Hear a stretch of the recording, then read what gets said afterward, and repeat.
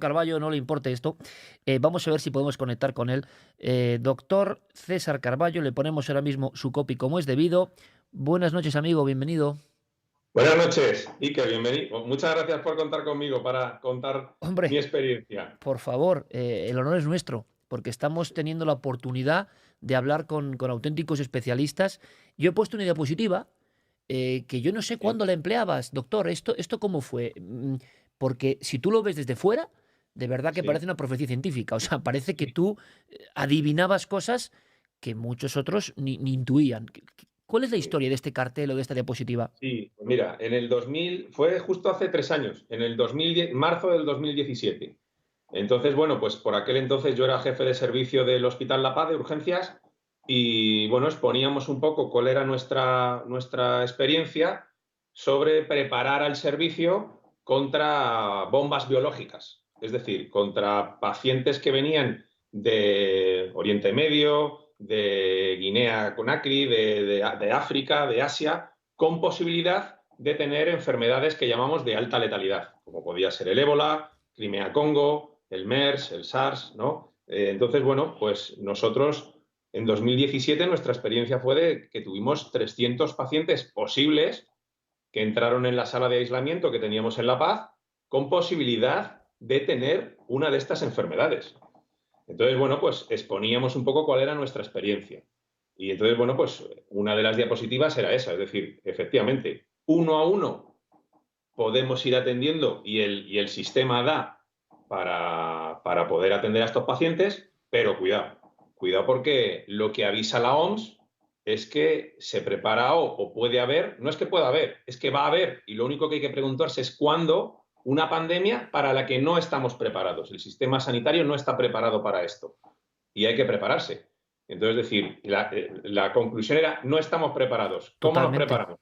Vamos a verlo, doctor, incluso porque a mí me parece un documento interesantísimo. Carmen, si hay preguntas, que habrá, claro, infinidad, pero por lo menos algunas Hay que un puedan montón, ser... pero sobre todo las estoy recopilando a través de mi Twitter, como estoy Vale, haciendo las últimas semanas, porque son tantas las personas sí. que hay ahora mismo viéndonos que es mucho más fácil que a través del chat. Entonces, todo aquel que quiera dejar alguna pregunta para el doctor, Carmen Porter bajo, y ahí las voy a ir recogiendo para hacérselas. También Nave del Misterio si queréis, pero evidentemente en YouTube es difícil, aunque está abierto todos los canales, ahora mismo somos decenas y decenas y decenas de miles de amigos. Perdonad porque hoy hay algún que otro problema, yo creo que vaya a ir todo sin problema, ahí tenemos lecciones aprendidas del pasado.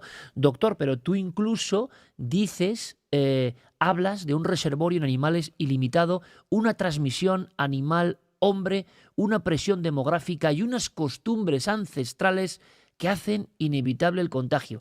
Esto lo hace en la charla el doctor Carballo, marzo del 2017. Claro, cuando uno ve las imágenes que hemos visto todos de ese mercado, de las costumbres culinarias que, oye, serán las suyas, aquí nos Sí. sorprenden, parece que lo estabas describiendo. ¿Tenías información de que en ese ámbito, vamos, era una bomba biológica todo eso para esta posible Ya pandemia? había pasado, es decir, ya había pasado, ya se había dado. Entonces, lo único que faltaba lo avisaba la OMS, es decir, hasta ahora hemos tenido suerte porque enfermedades como la gripe aviar o el SARS son mortales. Entonces, permitían moverse al huésped poco.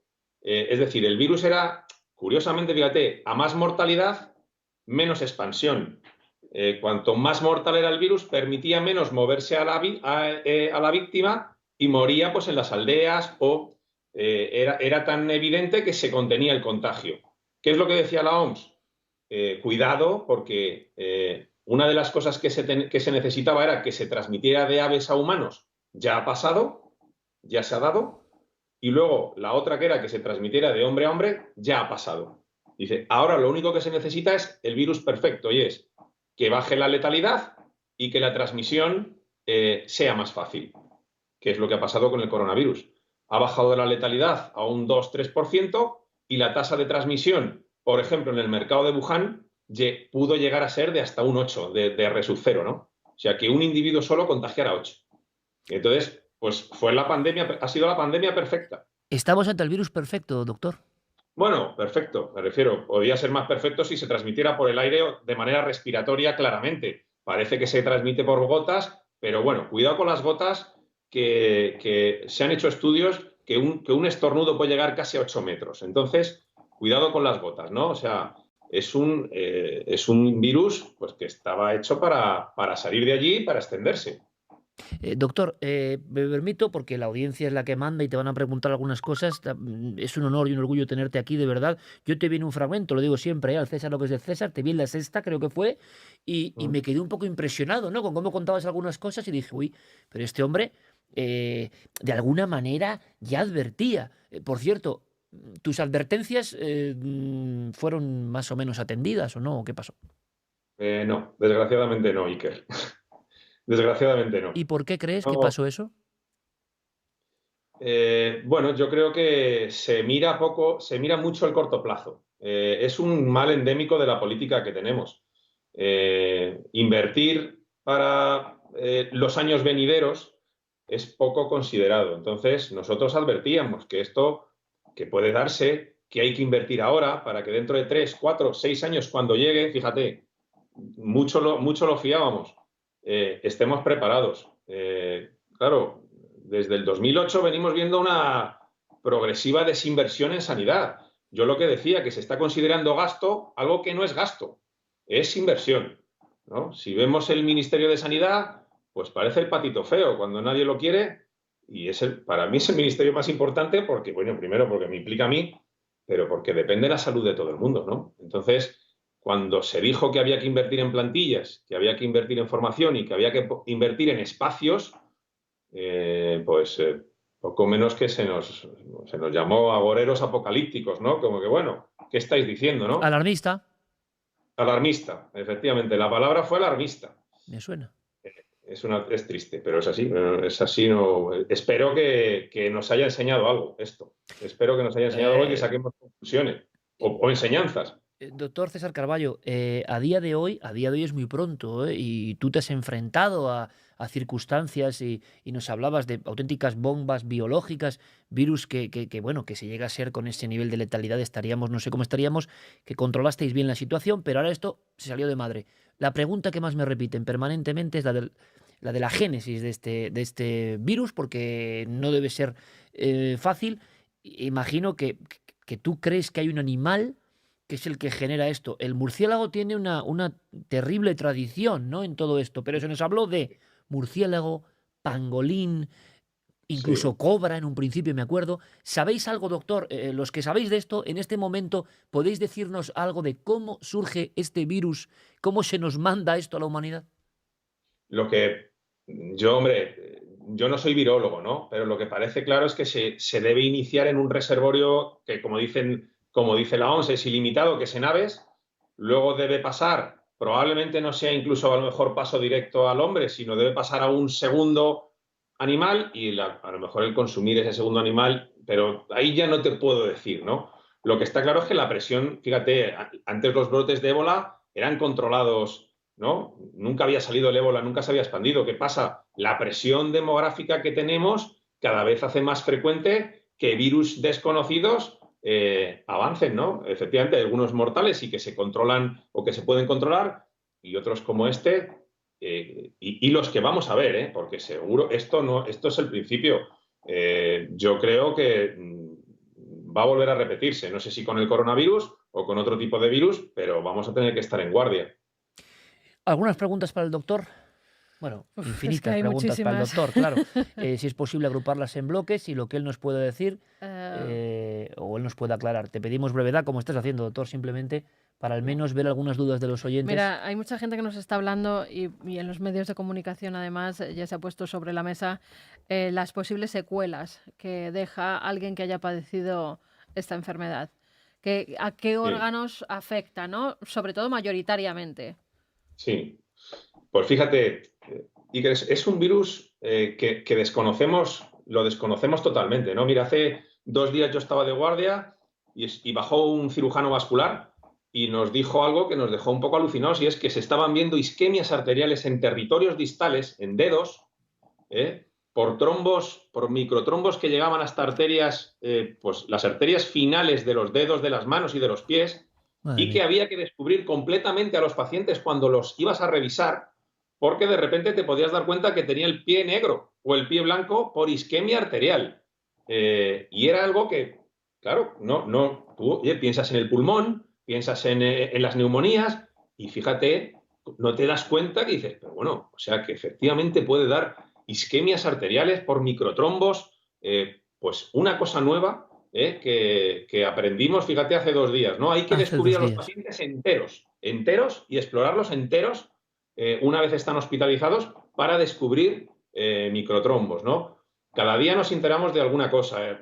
Fíjate, hace poco había un informe de 50 autopsias en nuestros compañeros italianos y hablaban principalmente de afectación pulmonar, pero fíjate, la afectación pulmonar hacía que la sangre retrógradamente se fuese cargase más el hígado aumentaba de tamaño, lo cual impedía que el individuo respirase con normalidad y además, fíjate, toca además el sistema nervioso y por eso de ahí viene la falta de gusto, ¿no? La falta de olfato, que en principio empieza en el sistema nervioso periférico, pero puede llegar incluso al sistema nervioso central, al núcleo de la respiración, o el núcleo ambiguo, ¿no? Uno de los núcleos que controla la respiración. Nos estamos dando cuenta cada día de cosas diferentes y todavía no sabemos qué va a pasar qué va a pasar dentro de un mes con la gente que se ha recuperado. Las imágenes que vemos en los pulmones son tremendas. Las neumonías bilaterales son espantosas. Jamás habíamos visto nada parecido. ¿Y esto por qué, doctor? ¿Por qué esas neumonías os llaman tanto la atención? Hemos tenido otros colegas médicos hablando de que el pulmón, y de verdad, es que esto es lo de siempre, doctor, no queremos asustar, pero tenemos la oportunidad de que un doctor está hablando claro y está hablando porque se produce a veces una división tremenda entre el mensaje enviado.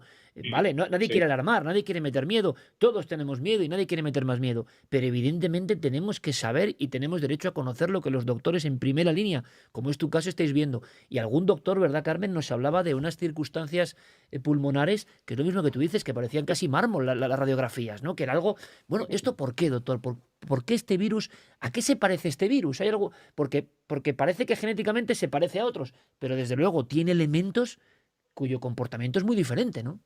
Sí, totalmente, vamos. Yo jamás había visto esto en las epidemias de gripe, ¿no? Eh, eh, Fíjate, yo cuando hablaban un poco, ¿no?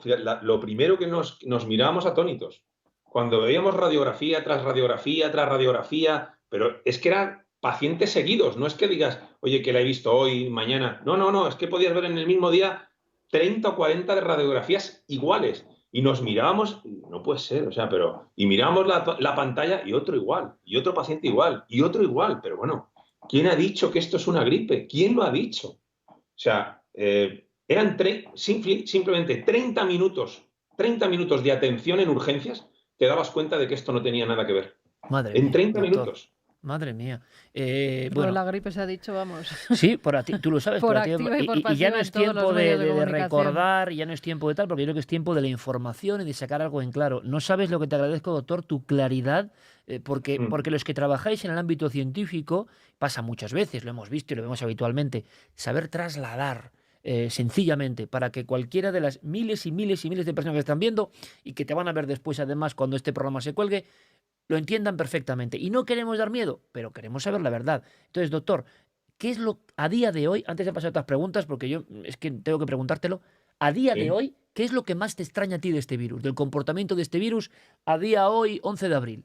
Sí, respiratoria, sobre todo a nivel respiratorio, es tremendo, tremendo. O sea, las neumonías bilaterales que vemos, jamás habíamos visto, salvo en pacientes críticos que tienes que meter en la UBI porque, te quiero decir que cualquier bacteria puede dar este tipo es un distrés respiratorio, es decir, una afectación pulmonar bilateral que la podemos ver con cualquier bacteria, pero en pacientes no lo solemos ver, te quiero decir, pero verla una tras otra, tras otra, tras otra, Y en tras corto otra, tras espacio de otra. tiempo, doctor, es decir, lo intrigante Todos de los esto, pacientes, muy todos poco los tiempo, pacientes. muy poco tiempo. Cuando llegó el gran tsunami, porque fíjate, nuestros amigos italianos nos avisaron. De China, evidentemente, tenemos menos feedback, pero de Italia sí. El mundo de la urgencia es una gran familia. Entonces nos conocemos de congresos y nos conocemos cuando nos avisaban. prepararos para lo que va, prepararos para lo que viene. O sea, porque no sabéis lo que es esto. No lo hemos visto nunca. ¿Esto cuándo, doctor? ¿En febrero, por ejemplo? Claro, empezó en Lombardía. Los italianos nos decían, oye, esto es tremendo, tremendo. O sea, si llega allí, prepararos porque va a ser algo que no habéis visto nunca. Pues Entonces, doctor, no sabes lo importante que es lo que estás haciendo ahora, porque llegó el tiempo de las redes. Es decir, yo no lo digo para de verdad jactarme.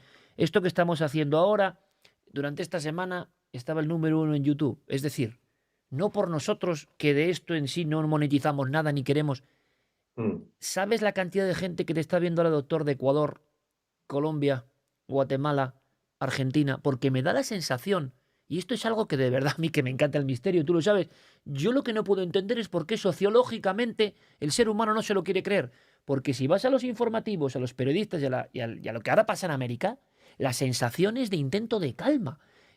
Y por otro lado tenemos a los que estáis en urgencias, que sois los héroes de esta historia, diciendo, señores, miren lo que pasa. O sea, hay un cortocircuito, doctor, que no acabo yo de entender, ¿no? Imagino que tú también te lo has preguntado, ¿no?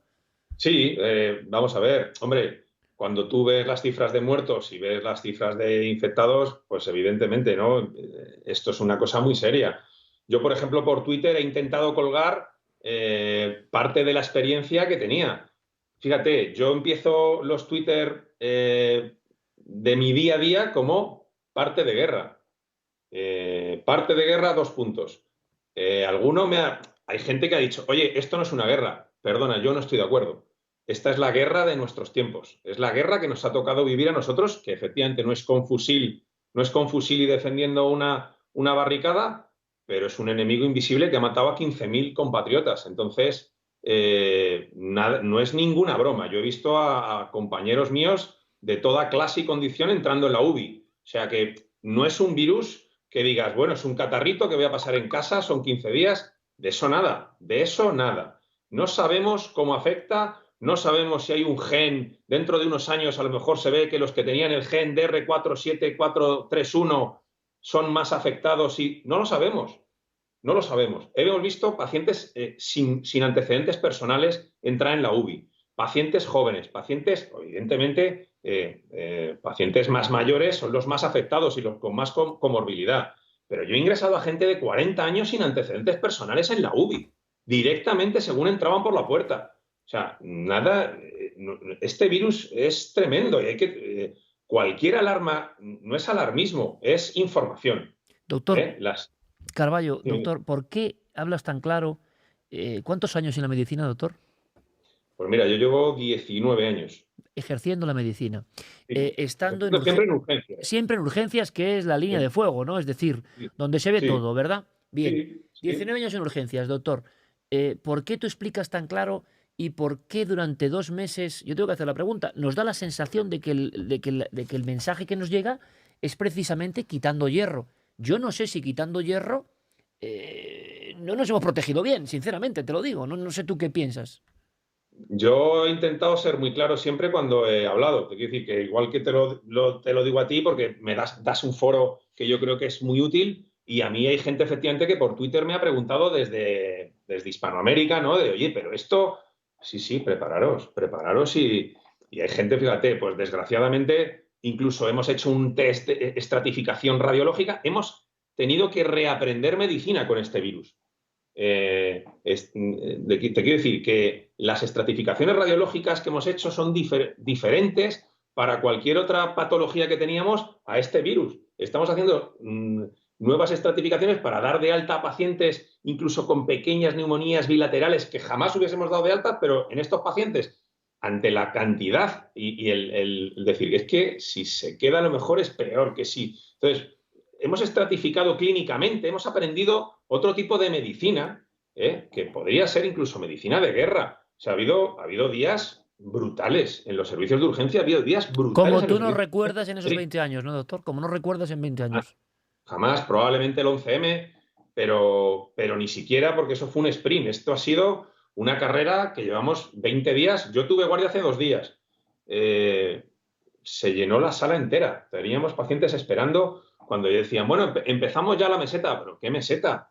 O sea, todavía nos falta mucho para que podamos llegar, pero estamos todavía recibiendo muchísimos pacientes. Las UBIs siguen llenas. Bueno, efectivamente no estamos tan mal y se nota y se está notando que efectivamente estamos consiguiendo que se vean menos pacientes. Menos mal. Pero, ojo, no, esto no se ha acabado todavía. El doctor César Carballo en Milenio Live hablando claro como profesional con 20 años en urgencias de lo que ve. Y esto es lo importante, yo creo que de la libertad. Y por favor, dices, ¿qué puede haber positivo aquí? Pues muy sencillo. Toda la gente que nos sigue en América, por ejemplo, nuestros hermanos de América, que todavía dudan y que les cuentan que es como una gripe. No, amigos, no. Tomen, no hagan caso a nadie. Tomen de verdad referencia a los profesionales que están en primera línea. No a los que mandan mensajes en redes o a los que se hacen los graciosos. Ni siquiera periodistas como yo. Intenten escuchar a los doctores con su experiencia. No quiero quitar un minuto más, me guardo una pregunta para luego, pero Carmen, porque imagino que, bueno... Bueno, sí, a raíz de lo que estaba contando el doctor sobre que las urgencias han estado completamente llenas, hay una fotografía que me mandaban de unas urgencias de hace 2 días completamente vacías. Esto puede ser verdad porque no casa lo que de repente están colapsados y de repente no hay nadie en esas salas de ¿En algún lugar urgencias. esas fotos? Sí, era una fotografía, no voy a decir hospital, pero de Madrid. De Madrid. De un hospital de Madrid. Sí, vamos a ver. Se ha notado mucho los últimos días la bajada de los pacientes, clarísimamente. Te quiero decir lo bueno que tiene la urgencia es que probablemente es el servicio más plástico que hay. Te quiero decir que se adapta a todo, con ciertas restricciones, pero se adapta a todo. Es verdad que estamos viendo muchos menos pacientes. Es verdad que nos está sirviendo para empezar a reconfigurar circuitos. Y claro, date cuenta que cuando tú tienes capacidad para 100, 150 pacientes y de repente entran 400 y tienes que sentar a 400, se destruyen todos los circuitos de sucio, de limpio que tú hayas imaginado. Entonces, la urgencia se convierte entera en un circuito sucio y es un campo de minas. Porque ¿qué es un circuito sucio, doctor? ¿Qué es un circuito sucio? Por ejemplo, nosotros, fíjate, cuando te enfrentas a este tipo de cosas, y lo saben muy bien, por ejemplo, organizaciones que han estado en el terreno, como por ejemplo en el ébola, Médicos Sin Fronteras, que han montado hospitales de campaña allí en Sierra Leona, ¿no? Tú tienes que tener claro unos circuitos de sucio y limpio. Es decir, cuando tú tienes posibilidad de infectarte con un paciente, tú tienes que tener a los pacientes con posibilidad ¿no? en un circuito sucio, y luego tú tienes que tener un sitio en el cual, digamos, que sea tu álamo, un sitio en el cual tú estás seguro, ¿no? Incluso tienes que pintarlo en el suelo. Tú decir, esta es la zona sucia, aquí te pones el EPI entra sucio y aquí te quitas el EPI y sales limpio. Como zona roja, zona negra, zona azul, es decir, y además mapa es que de guerra. La pintamos así, zona roja, zona verde. ¿Qué pasa? Cuando tú recibes ese aluvión de gente, se destruyen todos los circuitos, porque no te caben los pacientes. Entonces tienes que ponerlos, como veíamos las imágenes, ¿no? Por los pasillos, en sillas. ¿Qué pasa? Se destruyen todos los circuitos de sucio limpio. No hay limpio, todo es sucio. Entonces, claro, al ser todo sucio, el servicio es un campo de minas. Cualquier zona que toques, eso nos obliga a ir con el EPI puesto todo el día. Porque no hay zona sucia ni zona limpia. ¿Qué pasa? Cuando ahora va viniendo menos gente, podemos empezar a reconfigurar circuitos. Podemos empezar a decir, oye, volvemos otra vez a hacer esta zona limpia. Es verdad que últimamente estamos viendo ya patologías ya conocidas. Que fíjate qué curioso, ¿no? Que no veíamos ictus, no veíamos infartos. ¿Y dónde están los infartos? ¿Dónde están los ictus? ¿Qué pasa? Que la gente no tiene ictus, no tiene infartos. La gente ha aguantado mucho en casa. Y por el miedo de ir al hospital, claro. Efectivamente. Claro. Oye, doctor, es impresionante lo que estás contando. Te agradezco la lección. Hay un montón de preguntas y hay algunas que se repiten permanentemente. Nos decían, por ejemplo, varias que se repetían, no se ha hablado del agua, se puede el virus transmitir a través del agua y también los mosquitos. Empieza época de calor, ¿los mosquitos pueden transmitir esta enfermedad? ¿Sabemos algo, doctor? Curioso. En teoría un mosquito si pica y te pica a ti, sí.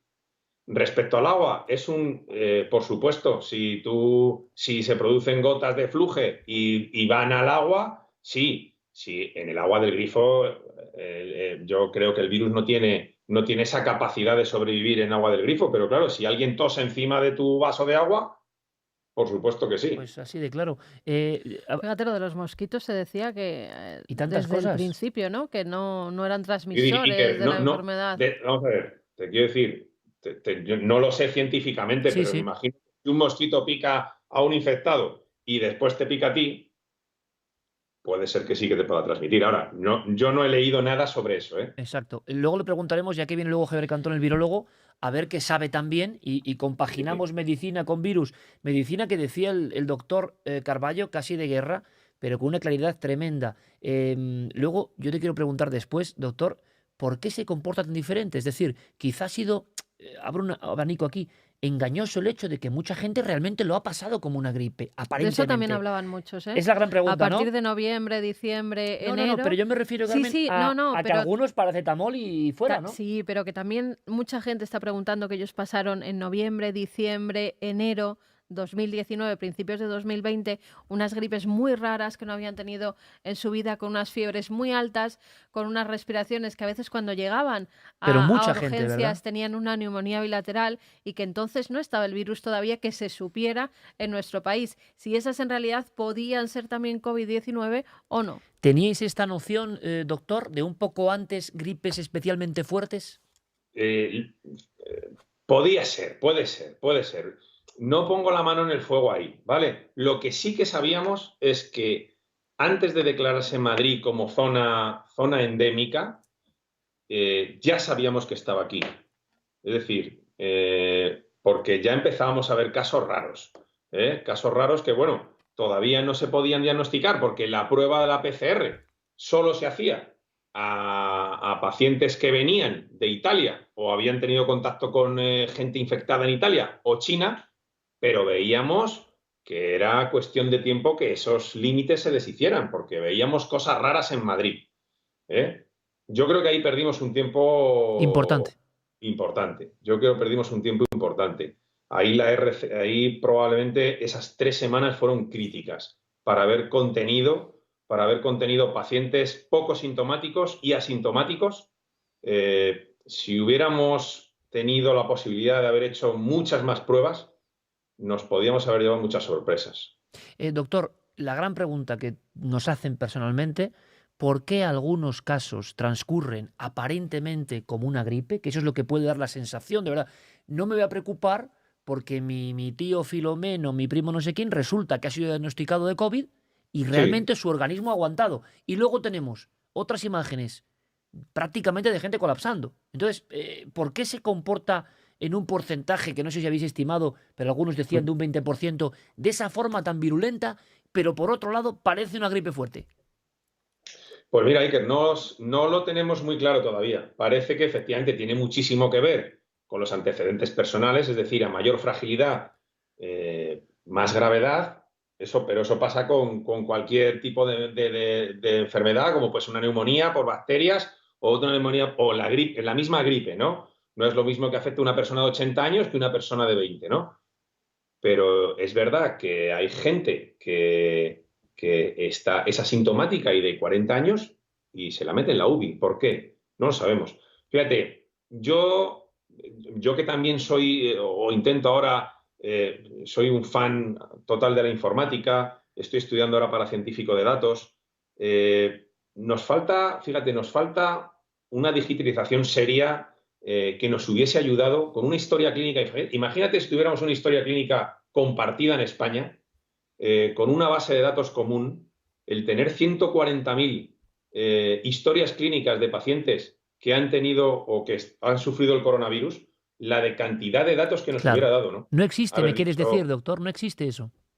no existe. Cada comunidad tiene su propia historia clínica, no se comunican entre ellas y eso es un gran hándicap. Eso es una de las cosas, yo creo, que tiene que ser cambiada. Es decir, tener un modelo único de datos y ahora, fíjate, tendríamos la mejor base de datos mundial de pacientes con coronavirus y fíjate la cantidad de datos que se podrían sacar. Si la cloroquina es efectiva, si el caletra que estamos poniendo es efectivo, hacer clúster de pacientes, es decir, agrupar pacientes y decir, joder, ¿por qué este de 40 años va mal? pues a lo mejor fíjate, pues tiene ojos azules, Sí, sí, claro. ¿no? Y, pues Sacar los parece que no parámetros que te permite la Efectivamente, computadora hacer eso ahora con cualquier trabajo, ¿no? efectivamente. Lo Sí, que, sí, ahora lo que mismo. nos sorprende, doctor, y esto yo te lo vuelvo a agradecer, estoy muy, muy impactado con lo que estás contando, lo que nos asombra es aprender con vosotros no solo de la enfermedad, sino de cosas que a lo mejor los profanos o las personas alejadas pensábamos que evidentemente todo el mundo está informatizado y pones la tecla y no es así. Y no es así No, ni en el ámbito no. policial ni en el ámbito de ningún tipo. Más preguntas, Carmen. Mira, nos hacían preguntas también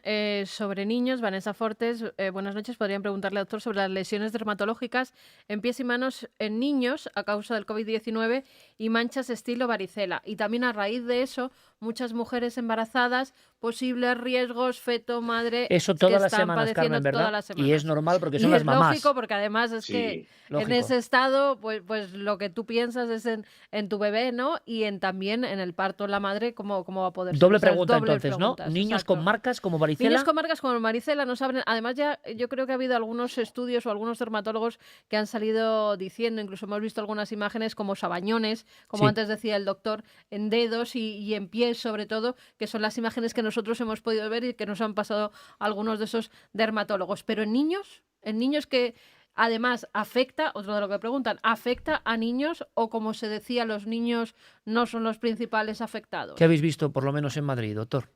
Vamos a ver, gracias a Dios, los niños, probablemente habrá que estudiar por qué, ¿no?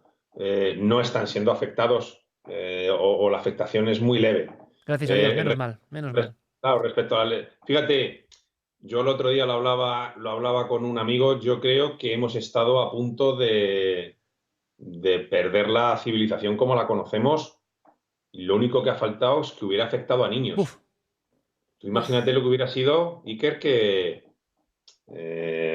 no, la ver a psicosis total, claro, la paranoia absoluta y... imagínate, o sea, tú imagínate lo que hubiera sido que, como la del 18, ¿no? Atacase a gente sana y cuanto mejor sistema inmune tienes, más te ataca, porque aquella atacaba, digamos, a la gente sana y era tu propio sistema inmune el que acababa matándote, ¿no? Entonces, imagínate qué hubiera pasado si además de afectar a muy mayores, ¿no? Pues hubiese afectado a niños, ¿no? Respecto a las lesiones dermatológicas, date cuenta que es un ente extraño que entra en el cuerpo y el cuerpo se defiende, ¿no? Entonces, bueno, pues efectivamente, igual que lo vemos con otras enfermedades bacterianas, que hay lesiones dérmicas asociadas a que el cuerpo está luchando contra la infección, pues con este virus a veces también se ve. Estamos hablando con el doctor César Carballo, adjunto urgencias, Hospital Universitario Ramón y Cajal de Madrid. Está dándonos una lección magistral. Ahora mismo, doctor, hay cada minuto en YouTube 102.000 personas al minuto observando. Es decir, es una cátedra importantísima. Como tú sabes de informática, empleamos el increíble altavoz porque esto va a recorrer el mundo, esto se queda colgado y estos son elementos que sirven. Y eso es... la labor que hacéis vosotros es diaria, ¿no?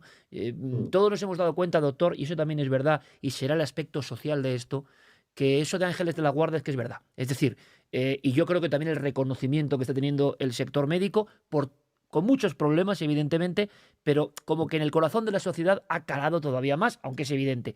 Bueno, pues la información que estáis dando yo creo que es vital. Vale ya de tonterías, vale ya de cortesías. Ahora, doctor Carballo ha dicho, niños no afecta, por rescatar lo bueno, ¿vale? Niños no afecta, están bajando los casos y lo están Sí, viendo y yo creo que eso es muy importante. Es decir, sí, hay elementos para también tener esa paz. Luego, sí. tampoco sabemos, doctor, por qué no afecta a los niños. Es decir, dentro del misterio del virus es que no está comprobado si los niños tienen algo que no tenemos los adultos. Se ha hablado de la tormenta de citoquinas, se ha hablado de un montón de Sí. cosas. Doctor, y esto me interesa mucho, hemos visto vídeos que al final en este motrollón de las redes no sabemos si eran verdad, si eran mentira. ¿Qué eran? Sí. De gente colapsando en las calles, por ejemplo en Ecuador, por ejemplo sobre todo en Wuhan. ¿Sería posible esto, doctor? Es decir, ¿habéis visto casos donde la gravedad es tan extrema que la persona, si no recibe ayuda, directamente fallece? ¿O esto es un fake y se han empleado, digamos, otras enfermedades? Porque nos decían, tenía patologías. Bueno, el COVID, cuando entraba en algunos organismos, ¿provocaba este desenlace en corto tiempo o eso no es verdad? Nosotros no lo hemos visto, ¿eh? Muy bien. O sea, te quiero decir, nosotros hemos visto, esto es digamos, el periodo de incubación son 5 o 6 días, comienzas a tener síntomas y los síntomas severos se desarrollan en un tiempo, ¿no? Nosotros siempre avisamos que incluso cuando damos de alta, que la enfermedad puede ir a peor. Es decir, hay que tener cuidado, sobre todo con los síntomas respiratorios, ¿no? Es decir, cuando se siente la disnea que llamamos nosotros, que Sí. es el ahogo, hay que volver rápido a urgencias, porque eso es indicativo de que las cosas van mal, ¿no? Alguien que ha Entonces, sido bueno, recuperado, si vuelve a sentir esos síntomas, debe volver sí, rápidamente. y sobre todo el ahogo, porque puedes tener fiebre, puedes tener astenia, que es cansancio brutal, pueden doler las articulaciones. Eso es normal. Con tratamiento se suele pasar. El problema grave que vemos es la disnea, el ahogo, ¿no? El ahogo, y es que efectivamente vemos que pacientes que se han dado de alta y vuelven y las placas han empeorado bastante, bastante. Esos pacientes evidentemente tienen mayor riesgo de entrar por ejemplo, en intensivos, ¿no? Aunque muchos, gracias a Dios, pues han pasado a planta de hospitalización y a los pocos días o días se han ido, ¿no? Pero eso, principalmente, cuando yo doy las altas a los pacientes, les digo, cuidado, sobre todo con este síntoma, ¿no? Carmen. Pues nos preguntan, Eduardo, por ejemplo, si siguen los sanitarios sufriendo la falta de medios de protección y también cuánto calculan a nivel de cientos de miles o millones de españoles, cuántos pueden estar infectados aún sin que se sepa, ¿no? Aún siendo asintomáticos. Doctor. Sí. Mira, es una pena. Yo creo que esto, los sanitarios, no sé cómo decírtelo, estamos un poco tristes, ¿no? Ya no solamente son los EPIs, ¿no? Es un poco... Yo llevo, pues desde que ha empezado la pandemia, en mi servicio, ¿no? El 30% de mi servicio ha caído, está de baja. Nadie nos ha hecho un test todavía. Se habla de los test rápidos, llevamos 15 días hablando de los test rápidos, pero nadie ha venido a hacernos un test. Hombre, a mí me da un poco de coraje también, ¿no? Es decir, bueno, pues sí. Luego, cuando ves que alguien es positivo y sus señorías corren a hacerse el test, te da un poquito de cosa, ¿no? Decir, bueno, hombre, a lo mejor los que estamos en primera línea también nos gustaría saber si cuando volvemos a casa, yo tengo 2 hijos y mujer, que también trabaja además en el hospital, pues nos gustaría saber si tenemos posibilidad de infectar o lo hemos pasado o no lo hemos pasado, ¿no? Respecto a los EPIs, pues los EPIs, ¿qué te voy a contar? Lo de los EPIs está siendo terrible, ¿no? Nosotros tuvimos incluso ahora el Ministerio, yo parece que ha cambiado, ¿no? Cuando hablaba de las mascarillas quirúrgicas para atender a este tipo de pacientes. A mí me parece una irresponsabilidad tremenda, porque estos pacientes se atienden con mascarilla FFP2. La mascarilla quirúrgica solo sirve para proteger al resto de pacientes de ti o al resto de personas de ti, no para atender pacientes y para defenderte tú, ¿no? Entonces, bueno, fíjate, hace poco veíamos un material que nos llegó de China de cómo se preparaban allí y cómo trabajaban. Y la verdad es que daba gusto leerlo, ¿no? Daba gusto leer el trato que se les da a los sanitarios en un país como China, ¿no? Los sanitarios, efectivamente, tenían un EPI que se tenían que poner, fíjate, con 2 capas.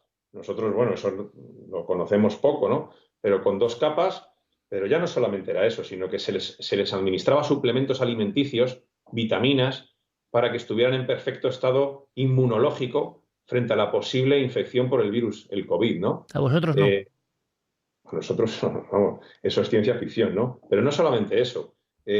A las 4 horas de estar en primera línea, se les retiraba a segunda línea porque decían, con criterio claro, que a las 4 horas de estar con el EPI puesto, la gente comete errores, ¿eh? Y tiene que ser separada y tiene que ser apartada para que descanse y tenga un descanso y no estar, bueno, pues aquí estamos haciendo guardias de 24, de 14 horas. Claro, cuando tú le ves, claro, no me extraña cuando ves los datos de los infectados, no te extraña nada, ¿no? No te extraña nada cuando ves imágenes de 300 y 400 personas en los hospitales y la gente, pues claro, pues efectivamente hace lo que puede en un terreno que es un terreno es un campo de minas lo que hay, ¿no? Es un campo de minas. Entonces, pues hombre, te da un poco de pena, es decir, cuando se advierten las cosas y se habla de plantillas proporcionadas y de plantillas adecuadas. Claro, cuando tú tienes el reactor al 130%, no le puedes pedir más, ¿eh? Cuando viene una cosa de este tipo, pues te pilla el toro, ¿eh? Si tú tienes el reactor al 80, al 85%, puedes dar un 30 o un 40% más y aguanta. Cuando lo tienes al 130, al 140, basalmente no. Y claro, pues esto es lo que ha pasado. Doctor, el número se puede calcular? Porque también el baile de cifras que hemos visto precisamente en las últimas fechas, que todos intuíamos más o menos que iba por ahí, cómo se ha diagnosticado, cómo no, pero no sé, hemos visto tanto baile de datos. ¿Se puede Sí. saber cuánta gente hay en España? El problema, fíjate, Iker, el problema es que no sabemos, en la población normal, no sabemos la distribución del virus. Es que no hemos hecho los suficientes test. O sea, los test que hemos hecho han sido personas que están infectadas y que Ya. sabíamos que estaban infectadas, que están en el hospital. Efectivamente, ahora parece que hay en proyecto un estudio al que se le va a hacer test a 60.000 personas. Eso nos va a decir, probablemente, podremos hacer estimaciones poblacionales. Hasta ahora, los test que hemos hecho es a gente que sabemos que es positiva, pero ¿cuántos asintomáticos? En mi servicio, por ejemplo, ¿cuántos asintomáticos estamos? A lo Claro. mejor ya lo hemos pasado, pero no lo sabemos. Entonces, y en la población lo mismo. ¿Cómo se comporta en residencias? ¿Cómo se comporta, por ejemplo, en niños? No lo sabemos, porque no se les han hecho test.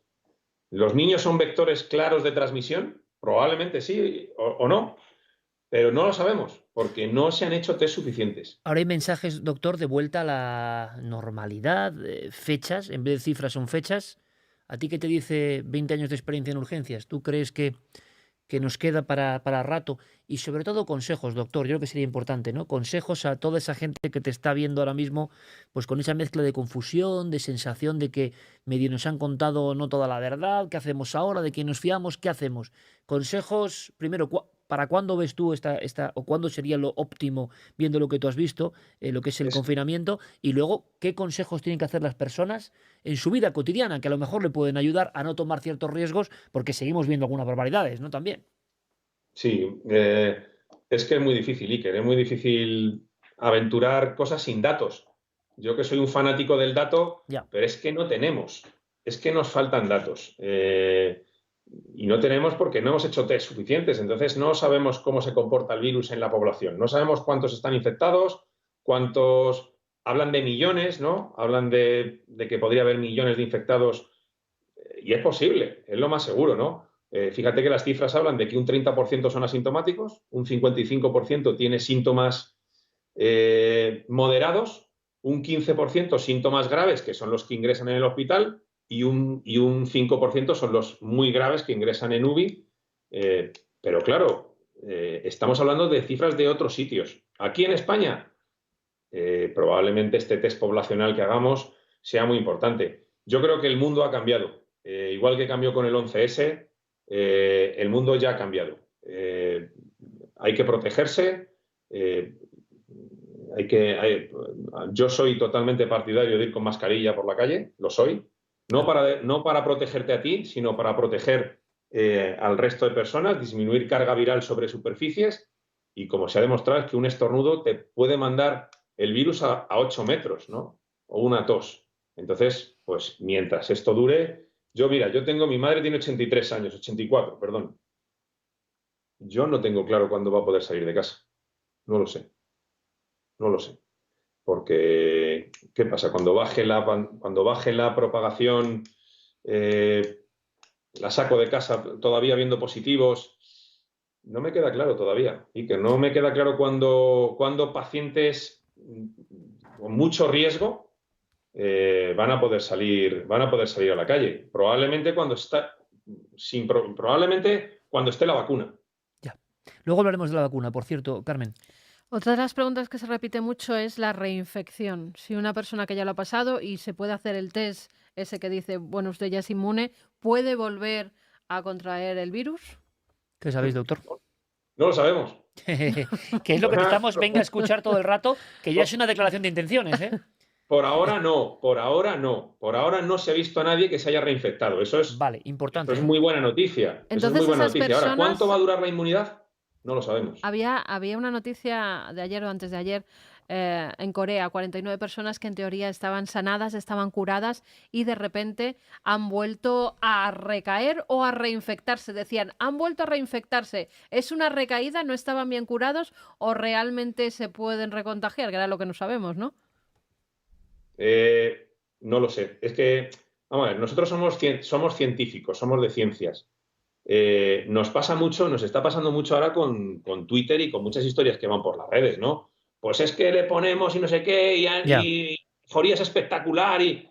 Oye, mira, vamos a ver, esto se hace con un ensayo clínico, claro. se tiene que hacer con grupos aleatorizados y hay que hacerlo con ensayos clínicos. No vale que tú hayas tratado 4 pacientes y hayan ido muy bien con, yo qué sé, pues, chupando un polo de limón. Bueno, pues bien, pero no te quiero decir, es tan así que ni siquiera sabemos que lo que estamos tratando ahora mismo, que es la cloroquina, el sulfato de cloroquina y caletra, que es un antiviral que se utiliza en el VIH, tampoco tenemos una realidad clara de que lo que estamos poniendo aumente claramente la supervivencia de los pacientes. Cada vez empieza a haber un poquito más de evidencia, pero es que es un virus que lleva que lleva 3 meses Ya. con nosotros. Entonces, claro, los ensayos clínicos tardan un tiempo, igual que la vacuna. La vacuna va a tardar un tiempo y hay que esperar. Pero entonces, pues esto es igual, que se han reinfectado. Bueno, pues cuando lo veamos realmente, se publique a nivel científico, Claro. haya una revisión por pares que diga, oye, efectivamente, esto se ha hecho un trabajo serio y efectivamente puede haber reinfección. Pues habrá que esperar esas noticias. Mientras tanto, todos son rumores, bueno, pues nosotros intentamos aplicar la mejor evidencia científica, además día a día. Porque, fíjate, nosotros empezamos con la cloroquina 10 días, luego ahora estamos en 7 y ahora estamos en 5. Día a día vamos cambiando un poco los protocolos, pero es que la realidad científica es así, con este virus es así. Cuando no conoces al enemigo todavía, pues cada día es diferente.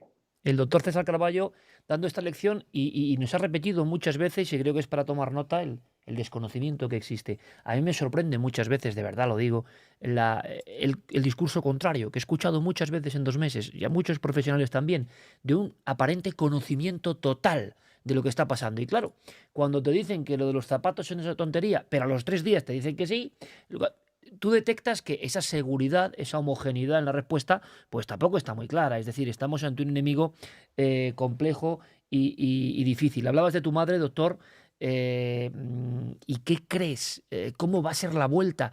Estamos deseosos de regresar, pero se están dando plazos muy cortos. No sé si podemos compararnos con otras epidemias, porque no lo sé, pero ¿tú qué crees que hace falta para que esto de verdad se rebaje a unos límites saludables? Porque a mí el miedo que me da, y voy a ser muy sincero, es la sensación de, bueno, se irá volviendo, y no sé si lo están diciendo los mismos que también no acertaron en nada. Entonces, yo quiero curarme en salud. ¿Tú qué crees, doctor? ¿Cuándo se volverá? ¿Cuándo sería lo óptimo? Hombre, vamos a ver, las noticias, por ejemplo, que vemos de Wuhan, que es una macrourbe, ¿no?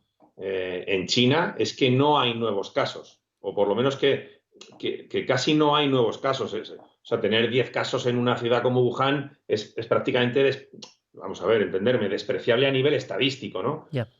Yo creo que ahí va a ser cuando probablemente salgamos, o yo le puedo decir a mi madre, mira, mamá, sal ahora, pero siempre con mascarilla y por lo menos, ¿sabes? No sé muy bien decir, bueno, vamos, pero con cuidado, con cuidado. Es verdad que el virus en superficies, por ejemplo, aguanta casi 72 horas, se ha visto en algunas superficies. Es probable que el calor inactive antes al virus. Madrid, fíjate, en junio, julio puede Ojalá. ser, eso, podemos estar a 40 grados y probablemente eso inactive mucho antes al virus y eso probablemente nos dé una seguridad. Y luego está también la inmunidad, eso va a ser también muy importante. En Madrid hemos recibido un golpe tremendo en estas primeras semanas, ¿no? Pero eso significa que a las 2, 3, 4 semanas esos pacientes son inmunes, ¿no? Luego, si quieres, hablamos del pasaporte inmune, ¿no? Que es una cosa muy curiosa, ¿no? ¿Qué es, Que doctor? pasaporte inmune, yo lo he estado comentando un poco en redes ahora, ¿no? Es una cosa que además tiene mucho debate y mucho debate ético, ¿no?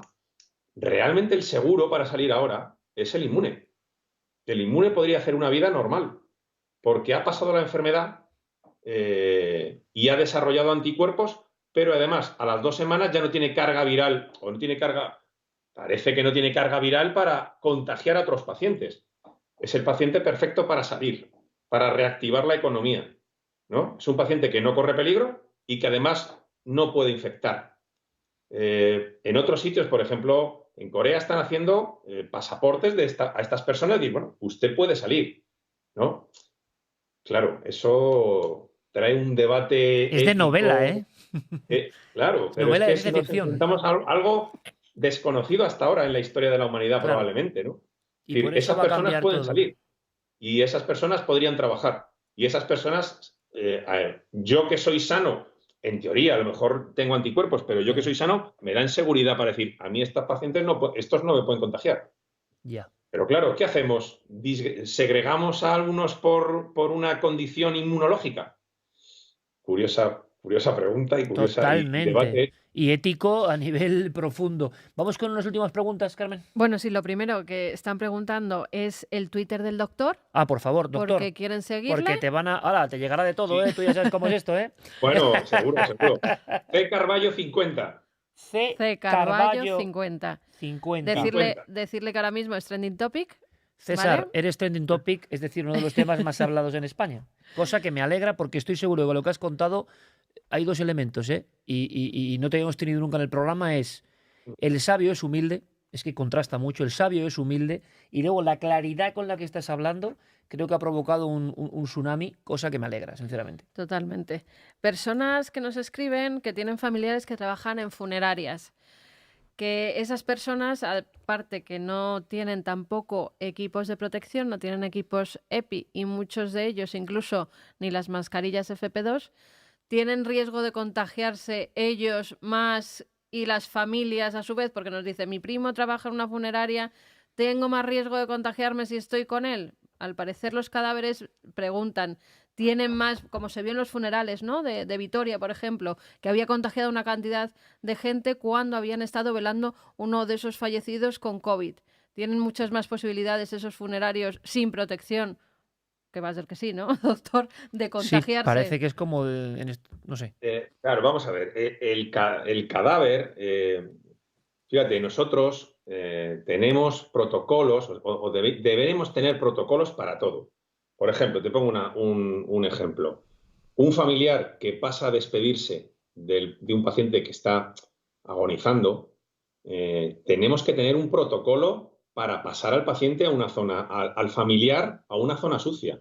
Es decir, hay que ponerle mascarilla, Claro. hay que ponerle protección, hay que indicarle, fíjate lo duro que es, que no puede tocar a su familiar que está muriéndose, ¿eh? Hay que limpiar las superficies antes de que entre, pero además hay que decirle, por favor, no toque la cama, no toque nada, va a ir con guantes, pero luego hay que sacarlo también porque ese mismo familiar, tú no estás las pocas horas que esté allí, no estás con él. Ese familiar, tú no sabes si ha tocado al paciente, no lo sabes, no lo puedes saber. Entonces se convierte en una amenaza si toca una superficie limpia de tu servicio, ¿entiendes? Es decir, hay que tener un protocolo para todo. Uno de los protocolos es cómo preparar a un cadáver dentro del servicio de urgencias. Efectivamente, el cadáver puede ser infectivo, pero recordemos que la principal vía de transmisión es por gotas de saliva que se expulsan con la tos o el estornudo o alguna cosa de estas. Es decir, simplemente probablemente con guantes efectivamente con guantes y con precaución de quitarse bien los guantes y tal, porque efectivamente el cadáver, lo que es el cuerpo, puede ser infectivo todavía.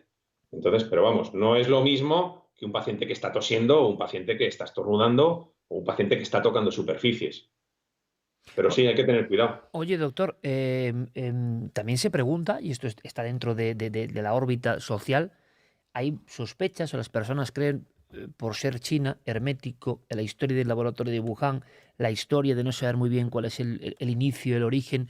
Se ha llegado a hablar, y yo he podido hablar con coroneles del ámbito de la guerra biológica, Bueno, y ¿sí? sí te puedo decir que, en mi opinión personal, con expertos en bioterrorismo, 4 de cada 5 dicen que no, pero 1 de cada 5 dicen que sí. O sea que, vamos a ver, que no está despejado del todo. ¿Tú te has llegado a preguntar por todo esto? ¿Descartáis por completo los médicos esta posibilidad de que este virus tan bien diseñado, entre comillas, para hacer daño, pudiera tener un origen que no fuese... No me refiero a experimentación sobre el virus, sino a que quizá un accidente incluso de ese laboratorio trajese esto. ¿Lo habéis hablado entre vosotros? Sí, por supuesto. Hay muchísimas teorías, ¿no? La teoría de Estados Unidos contra Sí, China, la sí. teoría de China primero contra China y después contra todo el resto del mundo, ¿Eso lo ¿no? habéis hablado entre los médicos? Sí, claro, hombre, esto Ah, bueno es... saberlo, bueno saberlo. Entre nosotros es trending topic también, ¿no? Eso es bueno saberlo, sí, señor. Claro. ¿Y hay Y opiniones que diversas también o no? sí, sí, sí, sí, sí. Yo también conozco gente que tiene muchas teorías, ¿no? Es decir, efectivamente, este virus es un poco raro, este virus tiene zonas del virus un poco extrañas, la secuenciación genética, habría que hablar sobre todo con los que lo han secuenciado, ¿no? Sí. Los que han secuenciado el virus a nivel genético y conocen, sus tripas, nos pueden decir si el virus es raro o el virus probablemente ha sido generado en la naturaleza, ¿no? Pues tenemos alguna entrevista con algunos de ellos, pero te puedo decir, doctor, y te adelanto ya, que son como muy parcos, ¿no? Tampoco el Hospital Hombre, es Valdebrón que, nos ha dado lo justo, ¿eh? Tengo que decir que hemos claro, estado toda la semana insistiendo, lo agradecemos, ¿eh? Pero teníamos muchas preguntas y nos han dado, pues, como un fragmentito, ¿no? Y claro, tampoco sacas mucho en claro. Pero lo que claro, sí me gusta saber es que entre los médicos, porque cada médico es de su padre y de su madre, por mucho que sean profesionales, sí que existe también ese debate sobre preguntarse por qué claro, surge esto, ¿no? Porque la claro. Hombre, infectividad sí que es extraordinaria, ¿no, doctor? Eso no tenéis duda. Algún experto en coronavirus me decía que, hombre, que sí, que es coronavirus, pero es que es como un Ferrari comparado con un 600, en la capacidad que tiene de adherirse al ser humano, ¿no? hablabais antes de un funeral, ¿no? Sí, ¿Cómo es capaz un virus de infectar a 46 personas en un funeral? Exacto. Fíjate, hay otro dato que es muy curioso, ¿no? Y es que, por ejemplo, en Tailandia estiman que 1 de cada 4 casos, te estoy hablando de hace tiempo, ahora yo ya me imagino que ya el virus ya se ha extendido más, pero cuando empezó la cosa, 1 de cada 4 casos se había concebido en un estadio, en un recinto de boxeo. La gente fue a ver un combate de boxeo y el 25% de los casos de Tailandia al principio se originaron en ese acto, ¿no? Entonces, bueno, fíjate la capacidad de extensión y capacidad de transmisión que puede tener el virus en un recinto cerrado o en una aglomeración de, fíjate. de personas. O sea que todos los conciertos, mítines, manifestaciones que se Fútbol, hicieron, fútbol, fueron Mira, como una bomba de relojería, claro. sin entrar en política, sin entrar en por Sí, política, sí, por pues eso supuesto. te he hablado de todos, de Todo, todo, todo. mítines, de Nos da fíjate, igual. manifestaciones y de la gripe todo. del 18 o la gran pandemia del 18, Sí, cuando Madrid estaba más o menos como estaba Madrid antes del 8M, en el 18 se convoca una gran misa multitudinaria en Madrid para pedirle al Señor o a Dios que por favor pase o minimice la pandemia, ¿no? Y las crónicas locales o las crónicas de aquella época dicen que sin duda alguna esa misa contribuyó a extender la pandemia por toda la ciudad, ¿no? Fíjate qué curioso que 100 años después, eh, cuando más o menos Madrid está pues empezando con tal, pues tiene lugar ese fin de semana del 8M, ¿no? Que bueno, pues es bastante parecido a lo que pasó hace 100 años. hombre, y que es indudable, no vamos a engañar, que propagó la enfermedad porque hace falta ser idiota para negarlo, eso es evidente. Eso Pero yo creo que no hay cómo nadie, no hay nadie que pueda negar eso. claro, o es muy irracional o sigue sus... Que a mí eso no entra en lo lógico, ¿no? Eso es evidente. Concentraciones de personas, vamos, no somos médicos, pero no he visto ningún profesional, ninguno de los que hemos entrevistado, y van muchos, que diga eso. Es verdad, hubo mítines políticos, como el que Hubo hizo partidos de Vox, fútbol, hubo partidos de hubo fútbol, conciertos hubo multitudinarios. conciertos, ¿recuerdas el de La Pantoja, el Sí, otro? hubo Es muchísimos. decir, se trata de que hubo, claro, y hubo manifestaciones en toda España. Es decir, muy bien las cosas no las hicimos. La gran incógnita y la gran pregunta que aquí siempre flotará es ¿por qué había esa sensación de que no era para tanto? Porque la explosividad de Italia ya es unos días antes de eso. Entonces nos sorprende Sí, muchísimo, ¿no? sí, Doctores como el doctor Camacho, Tomás Camacho de Vigo, doctor Carballo, y formado muchos años en Harvard. Me acuerdo perfectamente porque es una bellísima persona, pero aparte es que fue como si a alguien le cambiase el rostro, doctor. Es decir, él es de los que pensaba que en un principio no era para tanto. En cuanto habló con los italianos, ¿cómo vino el doctor? sí, Transfigurado, sí, diciendo, ojo, ojo, ojo, ¿no? sí. Yo creo que faltó alguien a nivel, al último nivel, a nivel clínico, para decir, oiga, cuidado con esto. O sea, que es lo que nos decían nuestros colegas, ¿no? Fíjate, hablaba también con colegas míos de lo que es la teoría del décimo hombre. No sé si tú Cuéntanos, cuéntanos, que doctor. Cuéntanos mira, para la todo el teoría del público. décimo hombre parte de una película de Sí, zombies, ¿no? sí, sí, Lo sabes, ¿no? sí, sí. La teoría del décimo hombre habla que, bueno, pues que si en un grupo de sabios o expertos, ¿no? Hay 9 personas que consideran que algo es imposible que pase, el décimo, por sistema, tiene que pensar que es posible y actuar en Efectivamente. consecuencia, ¿no? Ujú. Eso tiene luego asociado, quitándole un poco la carga friki, ¿no? Que tiene, ¿no? En el Estado, fíjate, en el Estado de Israel, tienen una oficina que es la oficina creo que se llama Los Asuntos del Diablo o algo así, lo tengo por aquí apuntado, Sí, sí, del sí, sí, abogado sí, del sí, sí, diablo, sí, Sí, sí, sí, sí, sí. sí, que sí. habla de una cultura de análisis de tesis improbables, ¿no? Yo creo que alguien debió pensar, oiga, ¿y si llega aquí? ¿Y si el virus llega y en vez de ser 1000 tenemos 10.000 y en vez de 1000, 5.000, 100.000? ¿Es posible que eso pase? Y no lo hubo. Pues parece ser que Bueno, no, ¿no? recordáis todos, doctor, tú y yo seguro, yo lo que te pillo muy pequeña, pero aquella película en blanco y negro, yo vi repuesta, era 12 hombres sin piedad, pero pasada, me acuerdo en España, con el gran José Bódalo, que al final era el único que defendía de respecto a los 11 una causa y ganaba porque se iba ganando la confianza de los demás. Bueno, pues yo le pienso una cosa, doctor Carballo, que por cierto repito el trending topic y me parece que, prepárate, ¿vale? Prepárate porque recibirás el 98% de afecto, de admiración, de gracias, de gente que ha tomado nota, de gente y otros que no, pero eso es evidente. Pero Sí, tú has sido ese, es decir, tú has sido alguien que en el 2017 y lo vuelvo a poner como colofón porque creo que es muy importante, y aquí estamos hablando con datos, documento 6, es esta diapositiva que después de hora y media hablando con el doctor Carballo, creo que alcanza su lógica. Lecciones aprendidas del pasado. Es inevitable que haya una pandemia mundial cuando se ha demostrado un reservorio en animales ilimitado, una transmisión animal-hombre y una presión demográfica y unas costumbres ancestrales que hacen inevitable el contagio. Solo falta que la letalidad del virus disminuya y posibilite el desplazamiento del huésped. Y nos ponía el compañero de Marañón, diapositiva, charla, doctor Carballo, marzo 2017. Yo no quiero agotar más al doctor, pero por el simple hecho de que creo que es un auténtico terremoto, ¿verdad, Carmen? A nivel informativo, Y creo para él va a ser, porque creo que ha duplicado ya en estos pocos minutos desde que ha dado es el, el, el efecto el Carballo. Twitter, pues ha duplicado ya sus seguidores. No, Entonces, mira, de verdad, no, la no queremos gente... que le dan más. No, porque queremos, como están con Gaona, con Pablo Fuente, con Baños, con Enrique, con toda la gente que habla Iker, sin una tapujos. cosa. Sí, perdona, doctor, dime. Fíjate, a raíz de esa charla, nosotros nos preguntamos quiénes son los mejores quiénes nos podrían indicar cómo se prepara un país para esto.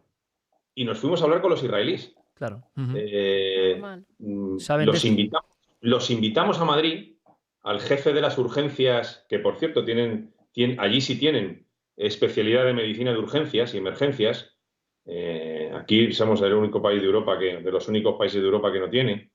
Y nos trajimos al jefe de urgencias y luego fuimos allí a ver cómo lo tenían preparado. Y es tremendo. O sea, tienen hospitales que se pueden cerrar en media hora herméticamente y en el subsuelo de los hospitales preparadas varias plantas vacías para albergar pacientes ante la posibilidad. Fíjate que no les han tenido atentados como nosotros, evidentemente, probablemente muchísimos más, ¿no? Pero nunca les han atacado con bombas el hospital. Y ellos, fíjate, decían, incluso estamos preparados para bombas químicas. Se cierra el hospital herméticamente, tenemos grupos electrógenos que pueden estar funcionando 3 y 4 días, bajaríamos a los pacientes a plantas que están cerradas. Era tremendo, tremendo. Tengo fotos de la visita que hicimos institucional y era alucinante cómo estaban preparados para sufrir. Pero ellos pensaban en otro tipo de amenazas, pero sí se habían preparado, sí se habían preparado.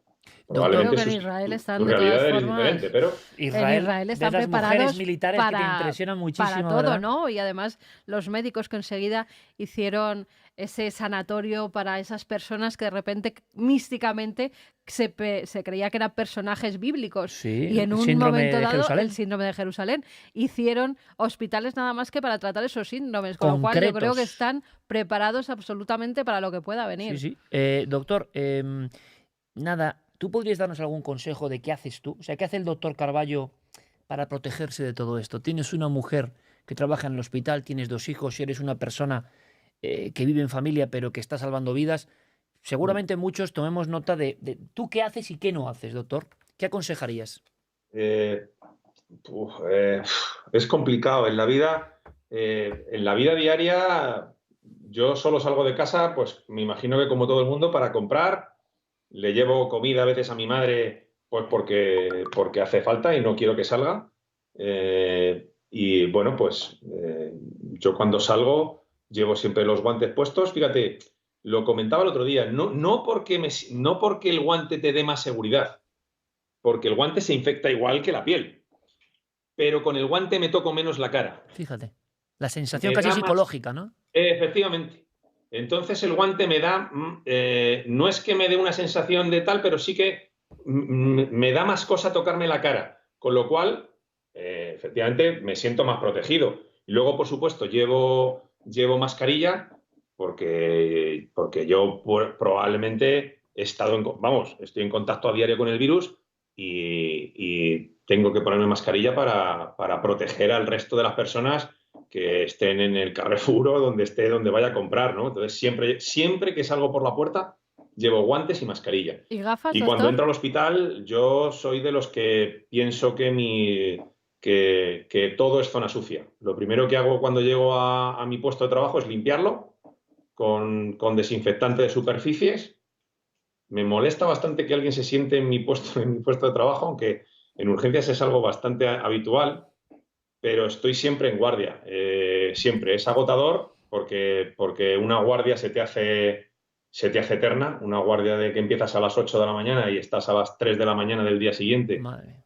en pie, pues es brutal. O sea, a nivel físico y a nivel psicológico es brutal, ¿no? O sea, el tener que ver un paciente tras otro, tras otro, tras otro y tenerte que poner ¿no? un EPI sobre tu EPI, ¿no? Es un EPI sobre el EPI y andar siempre con guantes, con precaución de mascarillas, no te toques la cara, es Te agotador. preguntaba, doctor Carmen, gafas. Se está hablando mucho de los ojos, ¿no? De la posibilidad de que esto entre por los ojos. Sí, nosotros nos cubrimos con protectores faciales, ¿no? Y para salir a Pero la bueno, calle, la gente normal. precisamente, fíjate, por eso es importante llevar mascarilla quirúrgica o algo que te tape la boca, ¿no? Es que los estudios dicen que la tos puede llegar a 8 metros. O sea, el que vaya sin mascarilla quirúrgica y esté tosiendo, pues es que te puede contagiar perfectamente, ¿Y ¿no? recomendarías gafas, doctor, para salir, por ejemplo, alguien que pueda ponerse unas gafas apretadas o algo por los ojos? Bueno, yo creo que es más el tocar las superficies, Ajá. más que el aerosol que te pueda crear. Hombre, evidentemente, si hay alguien tosiendo al lado, yo creo que ya nuestra visión del mundo no va a ser igual, Ya, ¿no? Si alguien que esté en el metro tosiendo, pues tú imagínate la que se puede liar claro. dentro de 6 o 7 meses, incluso cuando todo esto haya pasado, ¿no? Oye, Vamos. doctor, y, por ejemplo, hablabas tú del día a día vuestro, que yo creo que también es bueno saberlo, porque es impresionante esas guardias, la sensación volver a casa. Por ejemplo, alimentación, parece que es una pregunta baladí, pero creo que no. Es decir, ¿tomáis las precauciones para tener el sistema inmune fuerte, que imagino que es importante, y nos recomendarías algo, aunque fuera muy básico, pero que yo sé que el público está tomando nota, para Yo no creo que tomar descuidar la capacidad? suplementos vitamínicos no es malo, Ajá, nunca es malo. ¿Eh? sí. Eh, Fíjate, yo tomo melatonina todas las noches, pero sobre todo porque, bueno, pues hice un máster de medicina del sueño y tal. Yo duermo muy bien, pero fíjate, me levanto, duermo muy poco porque me acuesto a las 2 de la mañana y me levanto a las 6:30 o por ahí, y me sirve para entrar antes en sueño REM. Entonces, lo poco que duermo lo descanso mejor. Entonces me ayuda un poco a mantenerme más activo Apunto durante el aquí, día. doctor, suplementos vitamínicos, melatonina y alguna cosa más en el ámbito de la Bueno, dieta la melatonina es cosa mía, ¿eh? Aunque personal. fíjate, Sí, pero el otro día me todo el decía un mundo habla muy compañero bien de mío, ella, ¿eh? A mí el doctor Camacho me sí, decía que era fundamental. sí, el otro día me decía un compañero mío que también había un estudio por ahí que decía que con la melatonina se veía menos. Bueno, pero yo creo que sobre todo alimentarse bien, estar fuerte físicamente. Fíjate, la depresión eso influye muchísimo en Fíjate, general, ¿eh? Se ha descubierto que eso sí que baja las defensas. Entonces, mantener en ánimo qué es bueno, complicado. qué bueno. Yo creo que, fíjate, una de las cosas que nos enseñó la pandemia del 18 es que durante unos años después hubo una depresión generalizada en Europa y lo vamos a ver aquí. Lo vamos a ver aquí. Algo, pues no lo sé muy bien cómo enfrentarse a lo que será el síndrome pospandemia cuando venga encima la gran depresión económica que se aventura que puede llegar, ¿no? Pero Eh, doctor, lo que dices es decir, no forma parte de la leyenda. Estar depresivo, estar con el ánimo bajo, que hay muchos elementos, pero también hay elementos para pensar en positivo, para pensar lo que tenemos, para pensar en lo importante, sí, para pensar en lo sí, que teníamos y que era maravilloso efectivamente. y recuperarlo con mucha más fuerza. Entonces nos dices tú, doctor Caballo, esto es importante, creo, a estas horas, a la 1:35, que hay que intentar hacer un esfuerzo y sabemos de las circunstancias de cada uno, que cada uno es diferente y que el ánimo, esto no es Sí, magia, doctor, tiene mucho que sí, ver con el sistema inmune, ¿no? claro que sí. Yo, por ejemplo, mira, pues nosotros parafraseamos Juego de Tronos, ¿no? Y le decimos a los chavales, a los residentes que vienen, que somos el escudo del reino de los hombres. Son pequeñas cosas, ¿no? Pequeñas cosas que levantan el ánimo bueno, pues cuando ves esos bailes que hace la gente Claro pues que yo creo sí. que todo eso es muy importante. Mantener el ánimo arriba, está claro que el estado depresivo disminuye y baja las defensas y no, desde luego no es nada bueno. Te quiero decir Pues que estarán anotando, ¿verdad, Karen? Porque son cosas muy concretas que puede... Mira, yo citaría otro día al doctor Carballo, porque Sí, creo porque que es que se han es quedado increíble. entre cosas de... ¿Pero qué cuentan de él, por ejemplo? Me interesa también. ¿Qué impacto ha tenido? Si tuvieras que decirle tú al doctor, para que te hagas una idea, doctor, esto te aseguro, bueno, tú igual sí, pero yo incapaz, lo he intentado alguna vez. Carmen está viendo miles de mensajes por minuto, miles de mensajes que están llegando, cientos de mensajes por minuto, y en diferentes redes. Se puede hacer hasta una especie de perfil sociológico de lo que a un público que es muy especial y muy agradecido y muy buena gente, que es el milenario, le ha parecido la intervención del doctor, porque lo que sí tenemos claro es que aquí ha habido un acontecimiento. O sea, lo tenemos claro todos, ¿no? Por la información que ha dado y por la forma de darla. Carmen, Pues mira, la ¿cómo resumirías? generalidad un poco es el sumo cabreo de la gente porque nadie les haya contado las cosas tan claramente y entonces el cabreo va subiendo los ánimos poco a poco porque dicen que durante todo este tiempo en las diversas emisiones, en todas las cadenas, en todos los medios, nadie ha hablado con esa claridad y muchos menos las personas que hacen las ruedas de prensa, ¿no? Que en teoría nos tenían que informar de todo lo que está diciendo el Tú doctor. estás extrayendo lo que dice el público Sí, en sí, sí, sí, franjas, sí, ¿no? ya te digo, Sí, sí. estoy con mails, con el chat de Milenio Live y estoy con Twitter, que son las redes sociales que más puedo seguir. Y luego también hay muchísimas preguntas porque todavía hay muchas dudas. Si tiene dudas el doctor sobre este virus, tú imagínate lo que la gente normal tiene sobre, y si vamos al supermercado y la verdura, la carne está contaminada, si el carnicero, si han cortado, cuando lo llevamos a casa, cómo actuamos con los Claro. alimentos, cuando Bueno, entramos, esta por cuando lo menos, salimos. doctor, porque claro, es que estaríamos toda la noche, pero te Claro, queremos es dejar que descansar, y pero sobre sí, todo el agradecimiento al doctor, Iker. eso es El importante. agradecimiento por hablar absolutamente tan claro, porque la gente dice, preferimos que nos digan la verdad, como ha hecho este doctor, a que nos estén mintiendo, porque así podemos protegernos. Dice, es la única forma, tener información para poder protegerse. Ahora la gente incluso decía, oye, pues es verdad, a lo mejor no hay que bajar tantas veces al supermercado, porque nos podemos contagiar más, ¿no? O sea, que dando la realidad de lo que pasa en unas urgencias, en un hospital, como ha hecho el doctor, la gente también se para a pensar y a decir, bueno, voy a tener más cuidado, voy a ser más sociable, pero dentro de mi casa, sin salir tanto, a lo mejor tantas veces para ir a comprar una barra de pan, luego los huevos, luego la leche y luego, ¿no? Porque hay más posibilidades de contagiarnos. Entonces lo que hay es cabreo generalizado, te resumo, cabreo generalizado, porque nadie ha hablado ni en ruedas de prensa, ni en televisiones, ni en medios de comunicación tan claro como el doctor, y por otro lado, muchísimas más dudas generadas por toda la información veraz que nos ha dado. Y agradecimiento. Por supuesto. Pero Doctor, eso lo va a ver él en sus redes. Pues esto es el resumen que te podemos hacer de tu intervención, que espero que no sea la única. Yo tuve la sensación, al verte en La Sexta un fragmento, de que este hombre tenía una capacidad comunicativa extraordinaria, un montón de conocimiento y bueno, bien, yo creo que era necesaria 1 hora y media y se quedan miles de preguntas. Me encantaría nos encantaría, ¿verdad, Carmen? Poder volver a contar contigo. Ojalá en un futuro con otros temas que son maravillosos, enigmáticos, fantásticos del mundo de la medicina, pero nos gustaría mucho, doctor, en un tiempo llamarte pues para ver cómo evoluciona todo esto. ¿Te parece? Muy bien, cuando queráis. Ha sido un auténtico honor y un placer, y que todo lo que recibas sea buena energía de toda la gente, de miles y miles de personas que ahora mismo te han conocido y reconocido, y que al final, doctor, esto sí que es una labor heroica, no solo en la trinchera, sino en comunicación. Tiene 11.000 seguidores en su Twitter y van subiendo. Venga, gracias, doctor. Descansa. Muchísimas gracias. Descansa, de verdad, gracias. Un beso. Bueno, pues